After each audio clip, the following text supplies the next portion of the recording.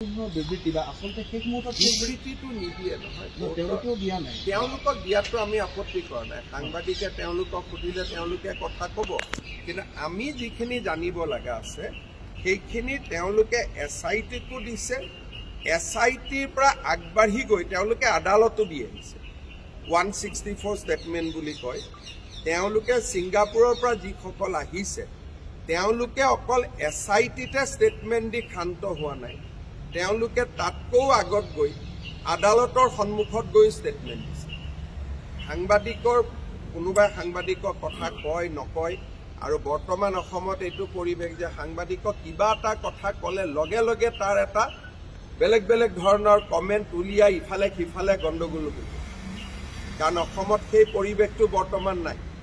গতিকে তেওঁলোকৰ যিটো দায়িত্ব SITত ষ্টেটমেণ্ট দিব লাগে দিছে। তেতিয়া আমি SITয়ে কৈছোঁ এইখিনি কথা আপুনি কোৰ্টত ক'ব পাৰিবনে? বোলে যাম। কোৰ্টতো গৈ ষ্টেটমেণ্ট দিছে। আকৌ আমি কৈছোঁ আকৌ এবাৰ মাতিলে আহিব নাই? বোলে আহিব। গতিকে তেওঁলোকে তেওঁলোকৰ দায়িত্বখিনি এতিয়ালৈকে পালন কৰিছে। আজি গোটেইকেইজন আহি গ'ল। ৱাজিদ বুলি এজন আছিলে, তেওঁ মাত্ৰ অহা নাই, বাকী গোটেই 10জনে আহিলে।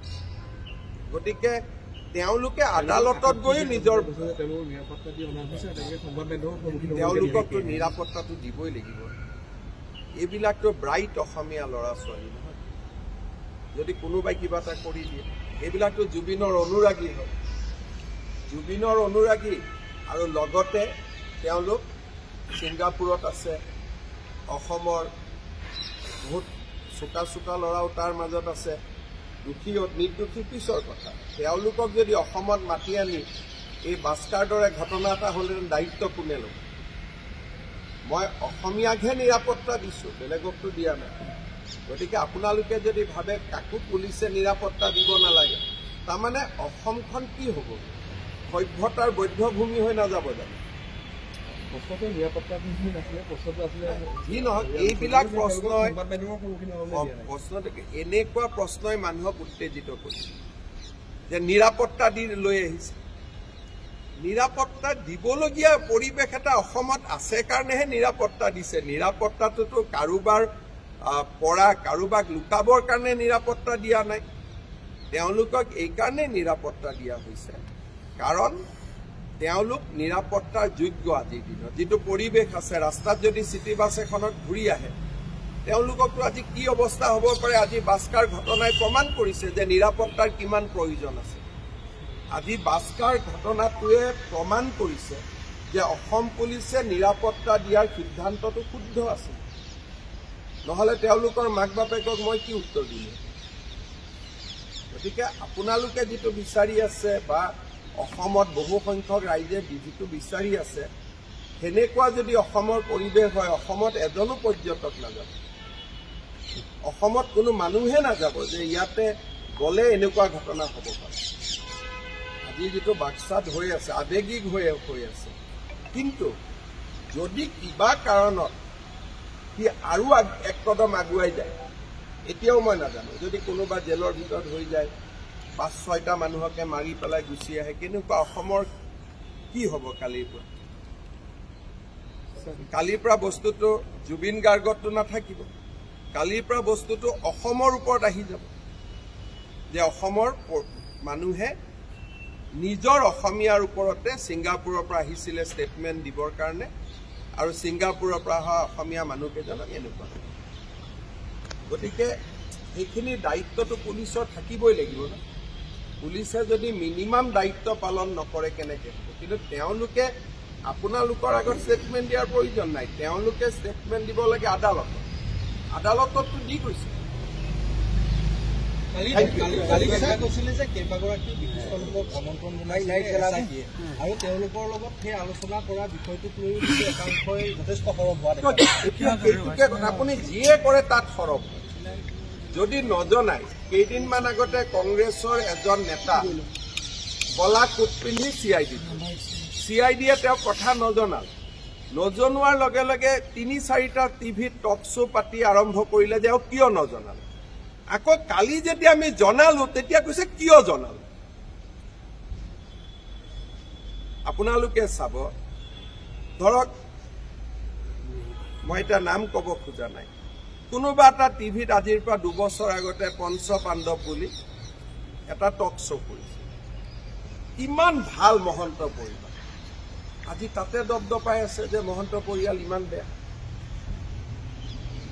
তো এই গোটেই কথাবিলাক যিখিনি মানুহে জুবিন গাৰ্গক বিকাশ অসম বুলি এজন ল'ৰা আছে লাচিত জুবিন গাৰ্গক লৈ ৰাজীৱ সদিয়াৰ মৃত্যুৰ পিছত ইমান বেয়াকৈ লিখিছে তেওঁ আজি কৈ আছে চিঞৰ এটা মাত ন্যায় লাগে আমাক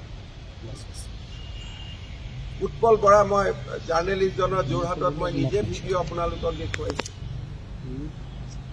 যিসকল মানুহে আজি জুবিন গাৰ্গক কোভিডৰ সময়ত আক্ৰমণ কৰা গোটেই কেইজন ল'ৰা কোনটো ৰাজনৈতিক দলৰ আছে জুবিন গাৰ্গে কোনখন বাতৰি কাকতৰ প্ৰৱেশদ্বাৰত গৈ কৈছিল এখন বাতৰি কাকত মই বন্ধ কৰি দিম ইয়াত কোনো সঁচা কথা নিলিখে আজি সেইবিলাকে হঠাৎ জুবিনৰ অনুৰাগী হৈ গ'ল প্ৰশ্নটো তাতে আজি হঠাৎ সব জুবিনৰ অনুৰাগী হ'ল জুবিনৰ অনুৰাগী মই আজি মোৰ কথা আপোনালোকে লিখি ৰাখক 26 এপ্ৰিলত যিদিনাখনে ভোট গ্ৰহণ হৈ যাব এই এজনো মানুহ জুবিনৰ লগত না জুবিনক যেতিয়া ডিব্ৰুগড়ৰ পৰা মই এয়াৰলিফ্ট কৰি লৈ গৈছিলো দিল্লীলৈকে ট্ৰিটমেণ্টৰ কাৰণে সমালোচনা কৰা এইকেইজন মানুহে নাছিল জানো যে কিয় চৰকাৰী খৰচত জুবিনক প্লেনত লৈ গৈছে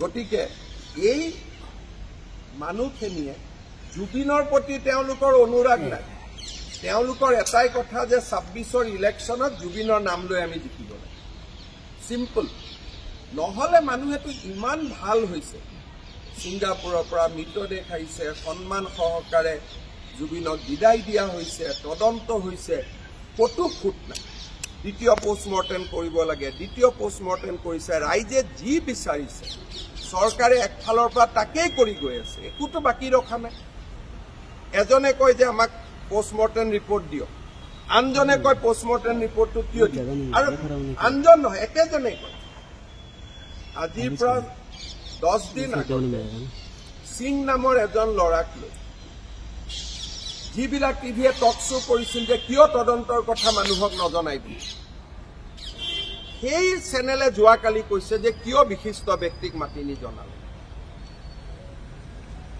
গতিকে এইটোতো উদ্দেশ্য কি যে অসমখন এপ্ৰিললৈকে অগ্নিগৰ্ভা কৰি ৰাখে কাৰণ জুবিনৰ জীৱিত কালত এওঁলোক কেতিয়াও জুবিনৰ অনুৰাগী নাছিল